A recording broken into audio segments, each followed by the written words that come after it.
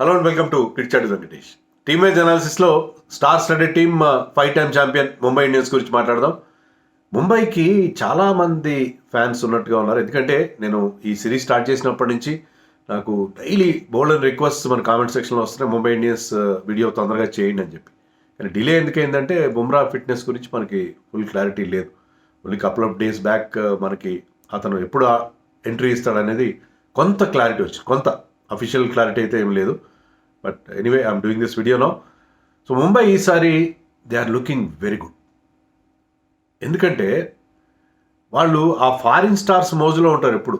No doubt వాళ్ళ Indian core చాలా చాలా స్ట్రాంగ్, ఇండియన్ స్టార్స్ బోల్డ్ మంది ఉన్నారు వాళ్ళకి. బట్ ఫారిన్ స్టార్స్ మోజులో ఉండి for players like Jofra Archer లేకపోతే క్యామరన్ గ్రీన్ వీళ్ళకి ఎక్కువ డబ్బులు పెట్టేయడం, మిగతా స్లాట్స్ విషయంలో నెగ్లిజెన్స్ అనేది మనకి కనిపించేది. కానీ ఏంటంటే గత కొద్ది సంవత్సరాలుగా వాళ్ళ పర్ఫార్మెన్స్ అంత గొప్పగా లేదు. సో ఈసారి వాళ్ళు చాలా చాలా ప్రాక్టికల్గా వెళ్ళారు, పర్ఫార్మర్స్ కోసం వెళ్ళారు. సో ఈసారి టీంలో మీకు బిగ్ ఫారెన్ స్టార్స్ ఎవరు కనబడరు, పర్ఫార్మర్స్ మాత్రమే కనిపిస్తారు. అండ్ బౌలింగ్కి పెద్దపీట వేశారు. బౌలింగ్ లాస్ట్ సీజన్లో బౌలింగ్ బాగాలేక బాగా సఫర్ అయ్యారు. టీం చాలా బాగుంది, బ్యాటింగ్ లైనప్ చాలా బాగుంది, కానీ బుమ్రా పక్కన పెడితే బౌలింగ్ ఏం బాగలేదు. సో అందుకని ఈసారి మంచి బౌలర్స్ తీసుకోవడం మీద వాళ్ళు దృష్టి పెట్టారు. So team is looking good. అన్నీ మాట్లాడదాం. ముందుగా ఫస్ట్ సెగ్మెంట్ పాస్ పర్ఫార్మెన్స్ చూస్తే 2010లో వీళ్ళు రన్నరప్ బాగానే ఉంది. అండ్ 2013 నుంచి వాళ్ళకి ఒక మంచి ఫేజ్ స్టార్ట్ అయింది. Within a span of 8 years, if my maths are correct, వాళ్ళు 5 టైటిల్స్ గెలిచారు. అంటే 13లో గెలిచారు, 15లో గెలిచారు, 17లో గెలిచారు, 19లో గెలిచారు. మళ్ళీ అగైన్ మామూలుగా ఏం చేసేవారంటే ఒక ఇయర్ గెలిస్తే నెక్స్ట్ ఇయర్ కనీసం గ్రూప్ స్టేజ్ దాటకుండా ఉండేవారు. కానీ అలా కాదు, 19లో 20లో వరుసగా గెలిచారు. So with in a span of 8 years అది వాళ్ళకి గోల్డెన్ పీరియడ్. 8 yearsలో 5 టైటిల్స్ గెలవడం అంటే ఆషామాషి విషయం కాదు. సో బ్రహ్మాండమైన ఫేజ్ చూశారు. కానీ అది ఎప్పుడు 2020 వరకు. 21 నుంచి మళ్ళీ వాళ్ళ కష్టాలు మొదలైనవి, డిఫరెంట్ కష్టాలు మొదలైనవి. ఆ మిగిలిన 4 ఏళ్ళలో అంటే లాస్ట్ 4 yearsలో వీళ్ళు కేవలం ఒకే ఒకసారి ప్లే ఆఫ్స్కి వెళ్ళారు. 2 సార్లు 2022లో 2024లో they finished 10th, wooden spoonist last ప్లేస్లో అట్టడుగున 2022లో and again last year they finished last.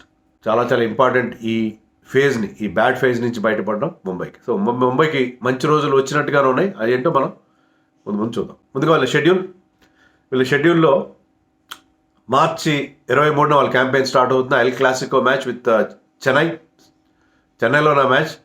So ఒక బ్రహ్మాండమైన ఆ 5-time విన్నర్స్ మధ్య వాళ్ళ క్యాంపెయిన్ స్టార్ట్ అవుతుంది. March 23rd, I think that is a Sunday. తర్వాత 29th మార్చ్లో గుజరాత్తో ఆడతారు. ఈ 2 అవే మ్యాచ్లు. ఫస్ట్ హోమ్ మ్యాచ్ 31st మార్చ్న కేకేఆర్తో ఆడతారు. ఏప్రిల్లో 4th ఎల్ఎస్జీతో ఆడతారు away match. 7th home match with RCB. 13th డీసీతో అవే మ్యాచ్. 17th ఎస్ఆర్హెచ్తో హోమ్ మ్యాచ్. 28th సిఎస్కేతో హోమ్ మ్యాచ్. సో వరుసగా 2 హోమ్ మ్యాచ్లు ఉన్నాయి, సిఎస్కే అండ్ ఎస్ఆర్హెచ్తో.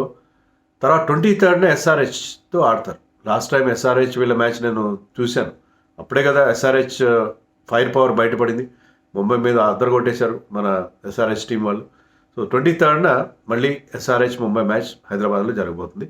27th ఎల్ఎస్జీతో హోమ్ మ్యాచ్ ఆడుతున్నాం.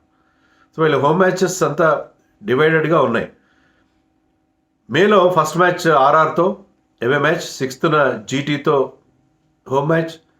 11th పంజాబ్ కింగ్స్తో అవే మ్యాచ్. 15th డీసీతో తమ లాకరి హోమ్ మ్యాచ్. సో వీళ్ళు హోమ్ మ్యాచెస్ చాలా స్కాటర్డ్గా ఉన్నాయి, చాలా స్కాటర్డ్గా ఉన్నాయి. వీళ్ళకి కూడా హోమ్ అడ్వాంటేజ్ చాలా ఉంది, చాలా అంటే చాలా ఉంది. వీళ్ళు కూడా హోమ్లో I think more than 60% wins ఉన్నాయి వీళ్ళకి హోమ్లో.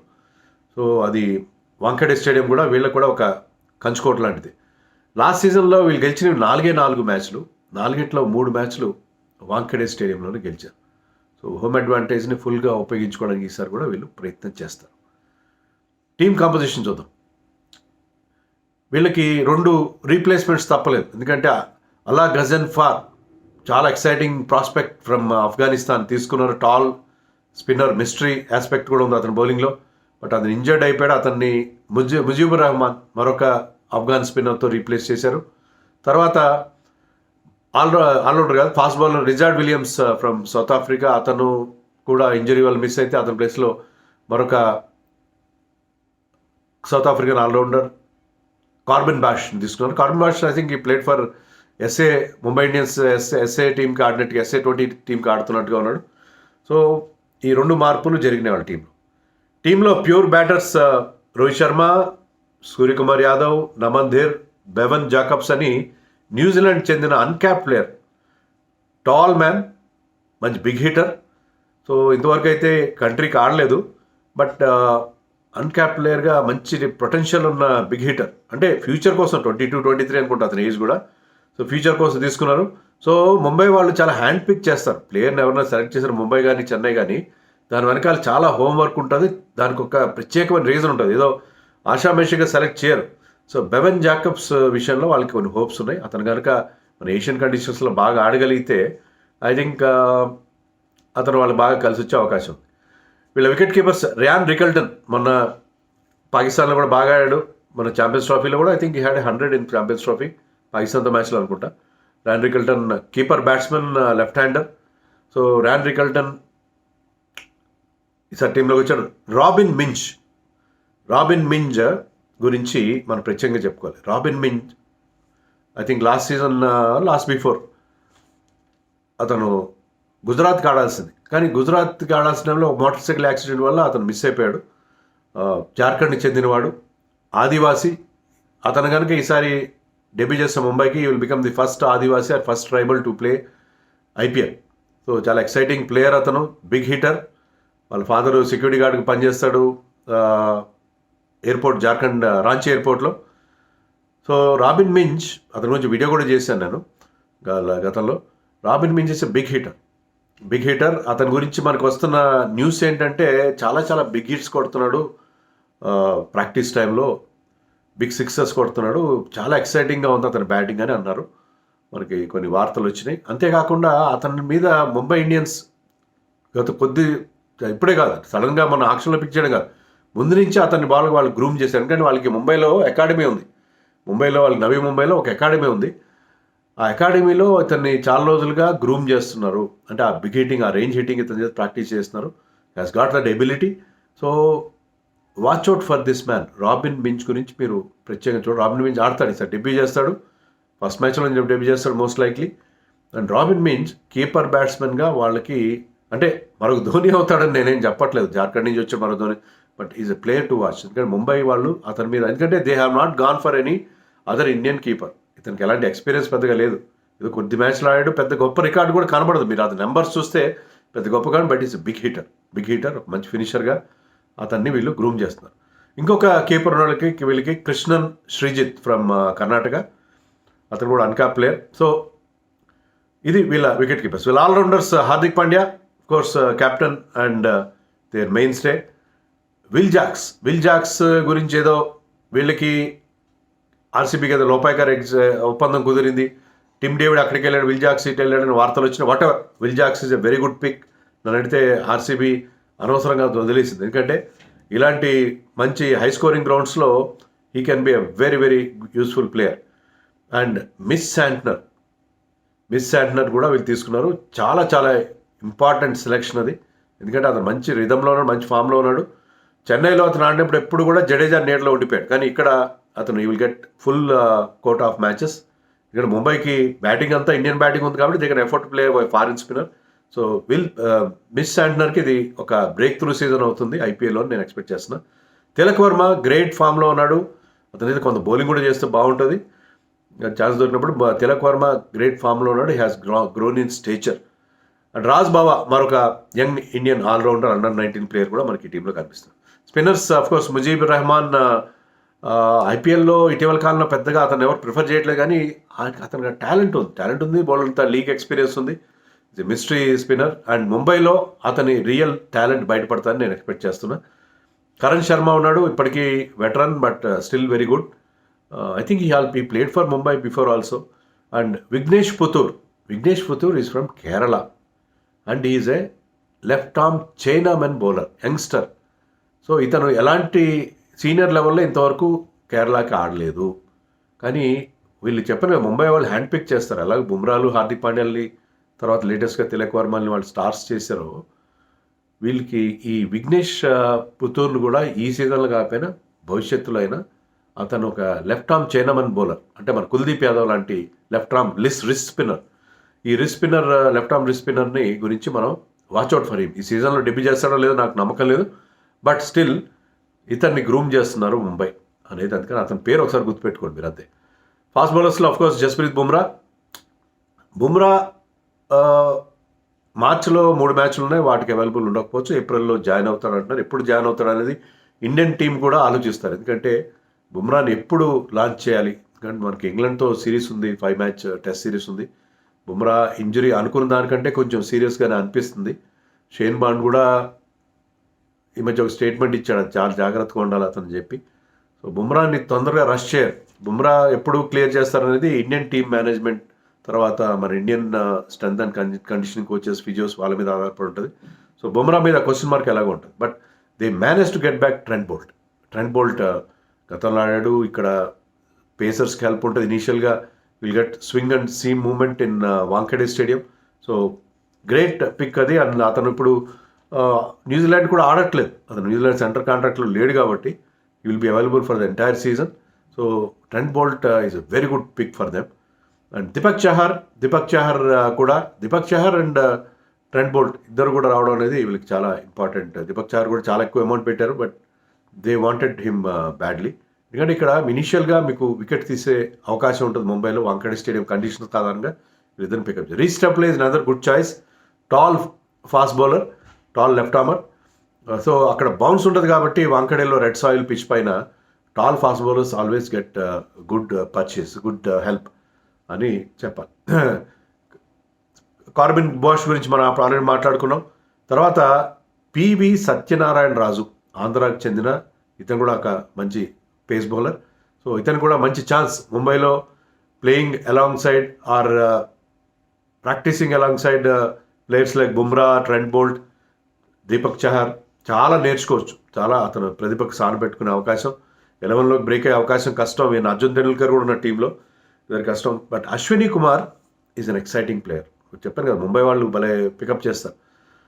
పంజాబ్కి యంగ్స్టర్, పంజాబ్కి లెఫ్ట్ ఆర్మ్ పేసర్, అన్ని ఫార్మాట్స్లో ఆడుతున్నాడు పంజాబ్కి రీసెంట్గా. అండ్ అతని గురించి హైలీ రేటెడ్ ప్లేయర్, అతని గురించి watch out for this man also. Bumrah available లేని మ్యాచ్లో అశ్విని కుమార్ డెబ్యూ చేసే అవకాశం కూడా మనకి కనిపిస్తుంది. లైక్లీ 11 చూద్దాం. లైక్లీ 11 చాలా ఇంప్రెసివ్గా నాకు కనిపిస్తుంది. రోహిత్తో పాటు ఎవరు ఓపెన్ చేస్తారు? విల్ జాక్స్ ఓపెన్ చేయొచ్చు, ర్యాన్ రికిల్టన్ ఓపెన్ చేయొచ్చు. ఇద్దరిలో ఒకరు ఓపెన్ చేస్తారు. మరి అది టీం డెసిషన్ తీసుకోవాలి, ఎవరు మంచి రిధంలో ఉన్నారు, ఇద్దరిలో ఒకరే ఓపెన్ చేస్తారని అనుకుంటున్నాను నేను.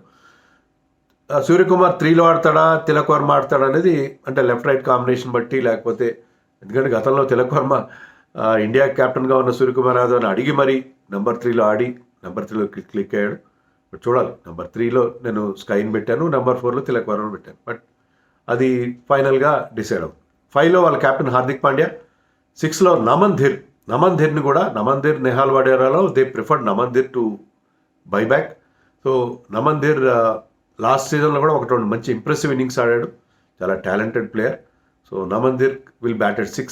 7లో మనం అనుకున్న రాబిన్ మించ్, 8లో మిస్ శాంట్నర్. సో 8లో శాంట్నర్ కమింగ్ ఇన్, దానివల్ల మీకు మంచి డెప్త్ ఉంటుంది బ్యాటింగ్లో. నెంబర్ 9లో దీపక్ చహర్. సో దీపక్ చహర్ కూడా బాగా బ్యాటింగ్ చేయగలరు కాబట్టి వీళ్ళకి ఆ బ్యాటింగ్లో ఆ డెప్త్ ఉంటుంది. 10లో బుమ్రా, 11లో బోల్ట్. ఇంపాక్ట్ ప్లేయర్గా వాళ్ళు ముజీబ్నైనా వాడచ్చు, రీస్టాప్లైనా వాడచ్చు. నా ఐడియా ఏంటంటే రీస్టాప్లని బుమ్రా లేని మ్యాచ్లో ఆడిస్తారు కొన్ని మ్యాచ్లో అని నేను ఎక్స్పెక్ట్ చేస్తాను. ముజీబ్ అయితే ఫస్ట్ మ్యాచ్లో, బికాజ్ చెన్నైలో కాబట్టి స్పిన్ ట్రాక్ కాబట్టి ఫస్ట్ మ్యాచ్లో బుమ్రా ఆడకపోయినా సరే ముజీబ్ను ఆడించే అవకాశం ఉంది థర్డ్ స్పిన్నర్గా అని అనుకుంటున్నాను. సో ఇది లైక్లీ 11. ఈ టీంకి ఎక్స్ ఫ్యాక్టర్ ఎవరు? Very difficult to say. Suryakumar has been their X factor for many seasons. Suryakumar బాగా ఆడినప్పుడు వీళ్ళు గెలిచారు, సూర్యకుమార్ ఫెయిల్ అయినప్పుడు వాళ్ళు లీగ్ స్టేజ్ కూడా దాటలేదు. అది దాచేస్తే దాగని సత్యం. బట్ ఈసారి సూర్యకుమార్ వెళ్ళట్లేదు. సూర్యకుమార్ ఫామ్ కూడా కొంచెం డిప్ అయినట్టుగా నాకు అనిపిస్తుంది. రోహిత్ శర్మ గ్రేట్ ఫామ్లో ఉన్నాడు, 2 ICC టైటిల్స్ గెలిచిన కాన్ఫిడెన్స్ వేరే లెవెల్లో ఉంది అతనికి. గ్రేట్ ఫార్మ్ అని ఎందుకంటున్నానంటే మన ఛాంపియన్స్ ట్రోఫీలో ఎక్కువ రన్స్ చేసి ఉండకపోవచ్చు, కానీ the way he's batting these days, ఎంత క్విక్గా రన్స్ చేస్తున్నాడు, ఎంత అగ్రెసివ్గా ఆడుతున్నాడు. సో ఇక్కడ T20లో పవర్ ప్లేలో అదరగొట్టేసి చాలు కదా.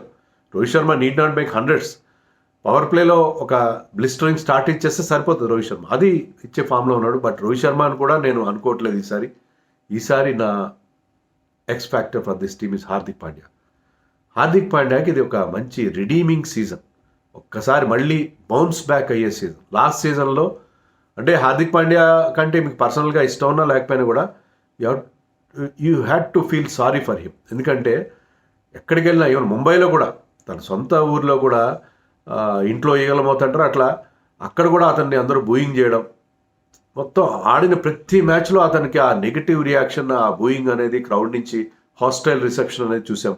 అయినా తట్టుకుని నిలబడ్డాడు, ఏం అనలేదు. ఈసారి అలా ఉండదు, ఈసారి సిచ్యుయేషన్ మారిపోయింది. And Hardik Pandya is in great form. T20 world cup విన్లో కీ రోల్ ప్లే చేశాడు, ఛాంపియన్స్ ట్రోఫీ విన్లో కీ రోల్ ప్లే చేశాడు. సో అతను కనుక ఫిట్గా ఉంటే ఐసీసీ ట్రోఫీస్లో అతను ఎంత ఇంపార్టెంట్ ప్లేయర్ ఇండియాకి, టీంకి ఎలాంటి బ్యాలెన్స్ ఇస్తాడు అనేది మనకి చాలా నిర్ద్వందంగా ప్రూవ్ అయింది.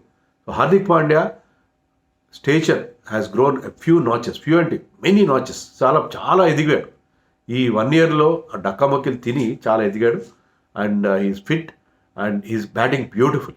బౌలింగ్ కూడా బాగా చేస్తున్నాడు. ముఖ్యంగా ఛాంపియన్స్ ట్రోఫీ సెకండ్ హాఫ్లో బౌల్డ్ బ్యూటిఫుల్. అందుకే India dropped second seamer and played Hardik Pandya as the new ball bowler. So ఆ వెసులుబాటు కూడా మనకు కల్పించాడు. అందుకే మనం వరుణ్ చక్రవర్తి ఆడించి టోర్నమెంట్కి గెలవగలిగాం. సో ఇతను ఎంత ఇంపార్టెంట్ ప్లేయర్ అనేది మనకు ప్రూవ్ అయింది. సో ఇప్పుడు అతనున్న ఫామ్లో క్యాప్టెన్సీ కూడా ఇండియన్ టీంకి మళ్ళీ క్యాప్టెన్సీ విన్ బ్యాక్ అయ్యే అవకాశం కూడా ఉంటుంది. కాబట్టి ఇక్కడ క్యాప్టెన్గా, బౌలర్గా, బ్యాట్స్మెన్గా ఈసారి అతను ఎక్స్ ఫ్యాక్టర్ అవుతాడని చెప్పి నాకేదో ఒక గట్ ఫీలింగ్ ఉంది. మరి మీరేమనుకుంటారో 11 గురించి అది నాకు కామెంట్స్లో చెప్పండి. నేనైతే I'm going with Hardik Pandya as the X factor. మీరంటారు హార్దిక్ పాండ్యా నీకు పడదు కదా. హార్దిక్ పాండ్యా యాటిట్యూడ్, అతను కొన్నిసార్లు అతని బాడీ లాంగ్వేజ్ నాకు నచ్చదు, no doubt. As a player I respect him a lot. Great, ఇండియాకున్న ఒక రేర్ జమ్ అతను. ఎందుకంటే ఒక సీమ్ బౌలింగ్ ఆల్రౌండర్, మనకి ఇంకా నితీష్ రెడ్డి లాంటి వాళ్ళు ఇంకా అంది రావాల్సి ఉంది. సో ఇప్పుడు Hardik Pandya is a great asset to our team, దాంట్లో ఎలాంటి సందేహం లేదు కదా. ఈ team strengths and weaknesses. Strength ఏంటంటే వీళ్ళ ఇండియన్ కోర్ ఎంత మిగతా వాళ్ళందరూ అసూయపడేలాంటి ఇండియన్ కోర్ ఉంది. Rohit Sharma India's T20 world cup winnowing captain and great opener, probably greatest T20 opener for India and greatest T20 player in the world maybe Suryakumar Yadav, India's number 1 all-rounder Hardik Pandya and world's number 1 bowler Bumrah and most exciting youngster Tilak Varma. ఇలాంటి team ఉంటే ఇంకా Indian core చాలా strong Indian core. అదే వీళ్ళ ప్రధానమైన strength. ఇంకొక plus ఏంటంటే last season వీళ్ళ టీం బాగుంది, కానీ అంగట్లో అన్నీ ఉన్న అల్లుడు నోట్లో సేని అన్నట్టుగా something was not good with this team. ఏదో కొన్ని ప్రాబ్లమ్స్ కనిపించినాయి మనకి.